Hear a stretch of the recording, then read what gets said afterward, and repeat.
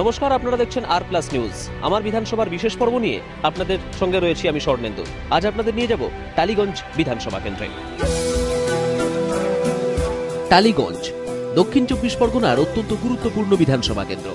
গত দুবার এই বিধানসভা কেন্দ্র থেকেই নির্বাচিত হয়েছেন মুখ্যমন্ত্রী মমতা বন্দ্যোপাধ্যায়ের ক্যাবিনেটের অত্যন্ত গুরুত্বপূর্ণ মন্ত্রী অরূপ বিশ্বাস। একসময়ে বামেদের শক্ত ঘাঁটি হিসেবে পরিচিত ছিল এই বিধানসভা কেন্দ্র। 1962 সালে নিরঞ্জন সেনগুপ্তের হাত ধরে জয় পায় সিপিআইএম। তারপর থেকে মাঝে 5 বছর বাদ দিলে 1996 পর্যন্ত টালিগঞ্জ বিধানসভা কেন্দ্র দখলে ছিল বামেদের। 2006-এ এই কেন্দ্রে প্রথমবার জয় পান রাজ্যের ক্রীড়া ও আবাসন মন্ত্রী অরূপ বিশ্বাস। 2011-তেও অব্যাহত থাকে তার জয়ের ধারা। এক নজরে দেখে নেওয়া যাক 2011 বিধানসভা কেন্দ্রে টালিগঞ্জের ফলাফল।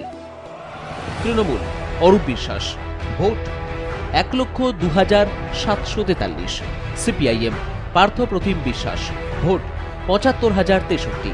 বিজেপি প্রার্থী বিবেকানন্দ সিনহা রায়, ভোট 2,931।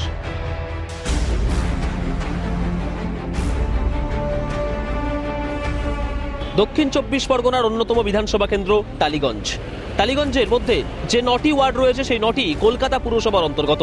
সেই 9টি ওয়ার্ডের মধ্যে 7টিতে রয়েছে তৃণমূলের দখলে আর 2টি রয়েছে বামেদের দখলে।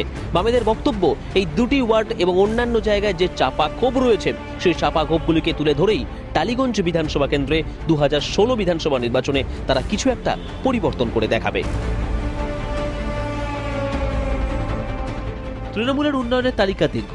তৃণমূল নেতৃত্বের দাবি, জল নিকাশি সমস্যা থেকে পানীয় জলের সমস্যার সমাধান হয়েছে সবই।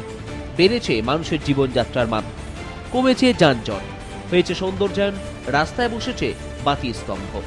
তৃণমূল নেতৃত্বের দাবি, এই উন্নয়নকে হাতিয়ার করেই তারা জয় পাবে 2016 বিধানসভা নির্বাচনে।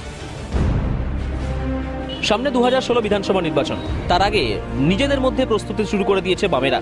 কি বলছেন তৃণমূলের নেতা নেত্রী, তাদের সঙ্গে কথা বলবো, অবশ্যই জানবো। সেটা হচ্ছে 2016 বিধানসভা নির্বাচনের আগে 7টি ওয়ার্ড আপনাদের দখলে রয়েছে, মাত্র 2টি বামেদের দখলে।